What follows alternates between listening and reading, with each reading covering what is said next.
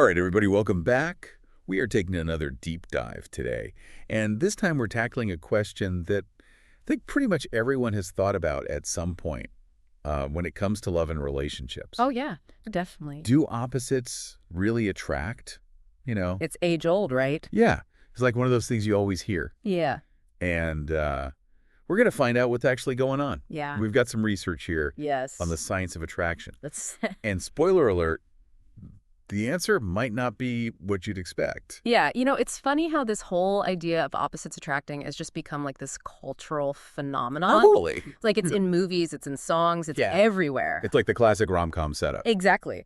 But when you actually look at the data, a different story starts to emerge. Okay, so let's get into that data. Yeah. What is the research actually telling us about attraction? So research has actually shown for decades now that similarity between partners is a much stronger predictor of relationship success than difference. And there was a study recently that was done that was published in Nature Human Behavior, Okay. where they analyzed 133 different traits Wow. in long-term couples, and they found that up to 89% of these traits were positively correlated. 89%. 89%. So that means the couples are aligning They're very similar. on almost everything. Yeah. Wow. Like what kind of things are we talking about here? We're talking everything from, personality traits to political views to lifestyle choices like exercise habits. Oh, wow. So it's almost like we're subconsciously seeking out partners who are kind of like a mirror to ourselves in a way. It's a very interesting thought, isn't it? And it does make you wonder, are we looking for that validation? Are we looking for someone who reinforces our own beliefs and choices?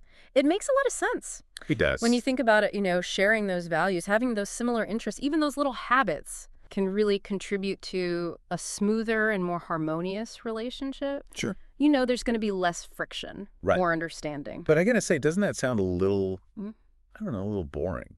I mean, Yeah. are we all just destined to end up with like carbon copies of ourselves? Well, not necessarily. The research also shows that it's not quite as simple as that. Okay. Black and white. Okay. Because there are some areas where a bit of difference can actually be a good thing. Interesting. So, for instance, one area where this seems to be the case is in something called social dominance. Okay.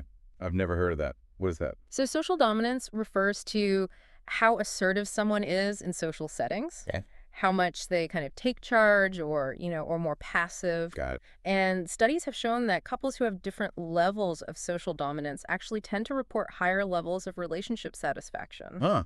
So like a little bit of give and take in the social arena can actually be a positive thing.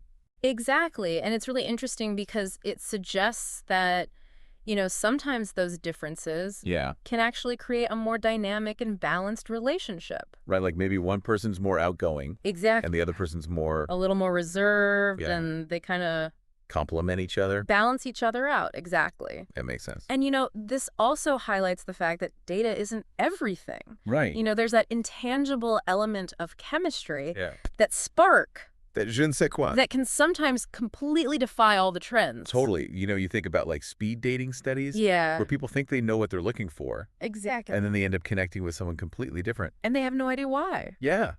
It's so interesting. It's fascinating, right? It's like those gut feelings Yeah. really can throw a wrench in things.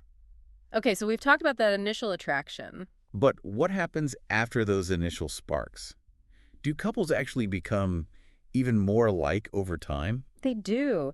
It's a really fascinating phenomenon called convergence.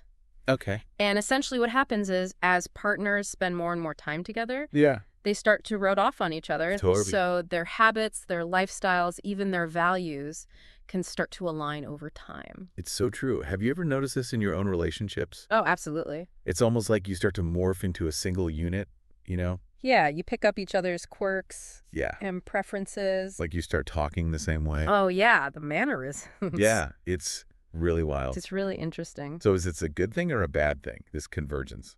Well, the research suggests it's actually a good thing Okay. because it can really strengthen the bond between partners, creates more common ground, Yeah. more shared experiences. Those are things to talk about. Exactly. Yeah. But here's where it gets even more interesting. A study from the Journal of Experimental Social Psychology found that it's not just about actual similarity, Okay. but also about perceived similarity. Oh, wow. It's about how similar couples see themselves as being. Okay. And what they found was that couples who perceived themselves as more similar were happier in their relationships. Huh.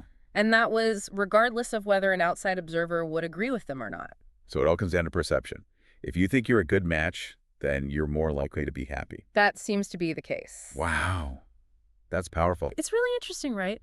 Because it highlights the fact that our own judgments and feelings really play a huge role in shaping our relationship dynamics. Totally. So I guess it's safe to say that opposites might attract in Hollywood. You're right, in those rom-coms. But in the real world, it looks like shared values, Yeah. similar interests, Mm-hmm. and that sense of really being on the same page are what actually lay the foundation for lasting love. That's what the research suggests. That's fascinating. It really makes you think, though, doesn't it? Like if we naturally gravitate towards similarity, how does that impact our ability to grow and change within a relationship? Something to ponder Definitely. as you continue to explore this topic. A lot to think about. A lot to think about. Yeah. Awesome. Well, thank you so much for breaking all that down for us. It was Yeah. super interesting. My pleasure. Glad to be here. And thanks to all of you for listening. And we'll see you next time for another deep dive. Bye, everyone.